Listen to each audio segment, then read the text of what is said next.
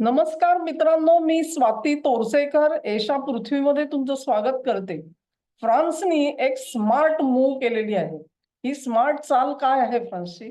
तर दुसऱ्या महायुद्धाच्या काळामध्ये असं एक दडपण होतं युरोपमधल्या देशांवरती, की त्यांच्याकडे जे फिजिकल गोल्ड म्हणजे सोन्याचा जो साठा होता, हा साठा हिटलरच्या हाती लागला तर काय होईल याची त्यांना धास्ती होती. आणि म्हणून अनेक देशांनी आपलं सोनं हे अमेरिकेमध्ये हलवलेलं होतं. कारण एवढा मोठा महासागर क्रॉस करून हिटलरची सेना अमेरिकेपर्यंत पोहोचणार नाही, अशी एक त्यांना मनामध्ये कदाचित खात्री होती. आणि तोपर्यंत अमेरिका सुद्धा एक अलिप्त देश म्हणजे ते युद्धामध्ये सहभागी झालेले नव्हते. त्यामुळे या युरोपियन देशांनी अनेकांनी आपलं सोनं अमेरिकेत नेऊन ठेवलेलं होतं.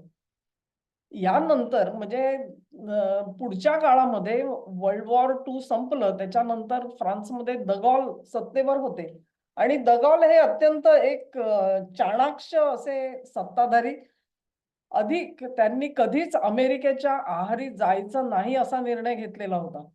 त्यामुळे त्यांनी एक महत्वाची मूव्ह अशी केली त्यावेळेला, चाल अशी केली, की युद्ध तर आता संपलेलं आहे. आता तर आपल्याला जर्मनीकडून धोका नाहीये. मग आपलं सोनं आपल्या देशामध्ये आणायला काय हरकत आहे? आपला सोन्याचा साठा आपल्याजवळ असला पाहिजे. असं आर्ग्युमेंट करून द गॉल यांनी हे सोनं पुन्हा एकदा फ्रान्समध्ये हलवण्याचा निर्णय घेतला. आता लक्षात घ्या तुम्ही, हा काळ होता 1963 ते 1965 चा. याच काळामध्ये द गॉल यांना एक साधारण शंका मनामध्ये होती आणि ती अशी होती, की ब्रेटन वूड मध्ये अमेरिकेने वचन तर दिलेलं आहे, की त्यांनी आपला डॉलर जो आहे, तो सोन्याशी निगडीत ठेवलेला आहे. पण खरोखरच अमेरिका हे वचन पूर्ण करतेय का? की भरमसाठ डॉलर छापण्याचा उद्योग करते आहे? म्हणजेच त्यांच्याकडे जेवढा सोन्याचा साठा आहे, त्याच्या प्रमाणात त्यांचं चलन नाहीये, ते फार वाढतं आहे.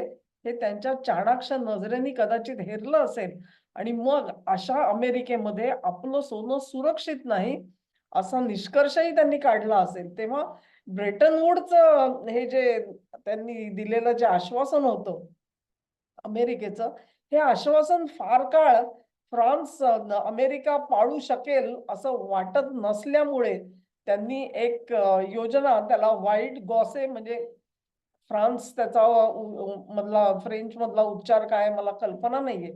त्यांनी जवळ-जवळ 3,300 टन सोनं हे पुन्हा एकदा अ, अमेरिकेच्या म्हणजे न्यूयॉर्कच्या फेडरल रिझर्व्ह बँकेतून आणि बँक ऑफ इंग्लंडमध्ये सुद्धा काही सोनं होतं. हे सगळं सोनं पुन्हा एकदा फ्रान्समध्ये आणण्यात आलं आणि मग त्यांनी असं त्यावेळेला एक शंका जी होती ती ही होती, की ब्रेटन वूड प्रमाणे जर का अमेरिका वागणार नसेल त्या ह्याच्याप्रमाणे आणि भरमसाठ नोटा छापणार असेल, तर कधी ना कधीतरी डॉलरचं अवमूल्यन होईल आणि हे अवमूल्यन झालं तर आपल्याला फटका बसेल या त्याच्यापेक्षा आपलं सोनं आपल्याकडे असलेलं बरं.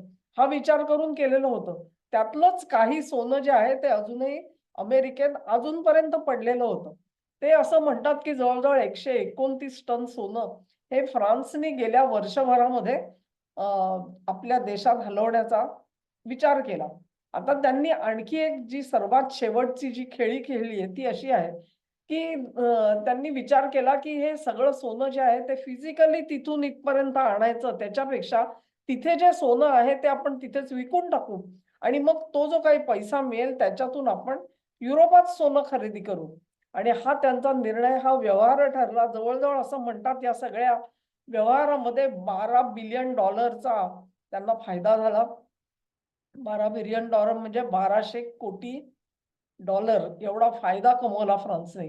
आणि दुसरा फायदा असा, की जे अमेरिकेमध्ये पडलेलं त्यांचं सोनं होतं, ते नॉन स्टँडर्ड साइजेस आणि त्या ह्याचं होतं. आजचे आंतरराष्ट्रीय प्रमाण बदललेलं आहे. तेव्हा आता फ्रान्सनी जे सोनं विकत घेतलेलं आहे, ते नव्या आंतरराष्ट्रीय प्रमाणानुसारचे बार्स त्यांच्याकडे आलेले आहेत. या दोन्ही गोष्टींमुळे फ्रान्सचं आज कौतुक केलं जातंय.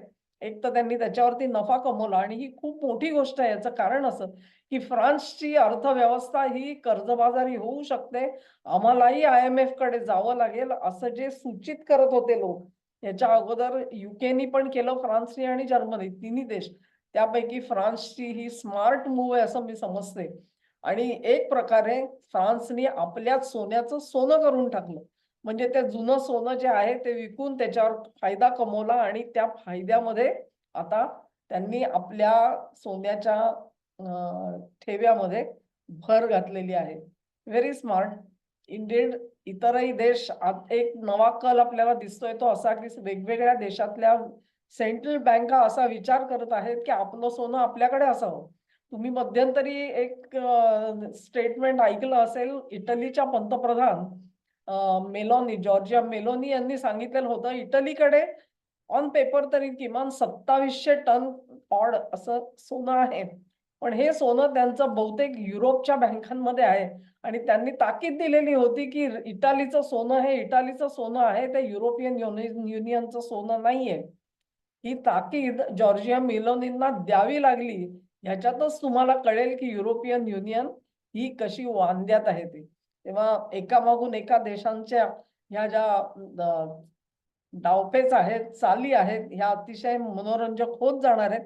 एकंदरीतच असं दिसतंय की जगामध्ये एक आपण अशा त्या सगळ्या कालचक्राच्या अशा एका टप्प्यावरती आलेले आहोत की ह्याच्यामध्ये आर्थिक हालचालींना प्रचंड वेग येणार आहे आणि त्याचा अन्वयार्थ लावत आपल्याला आपल्याही आयुष्यामध्ये कदाचित थोडं मार्गदर्शन मिळू शकेल. हा व्हिडिओ तुम्हाला आवडला असेल अशी आशा करते. तुम्हाला आवडला असेल तर लाईक, शेअर करा, चॅनेलला सबस्क्राईब करा आणि सहकार्य असंच चालू ठेवा. नमस्कार.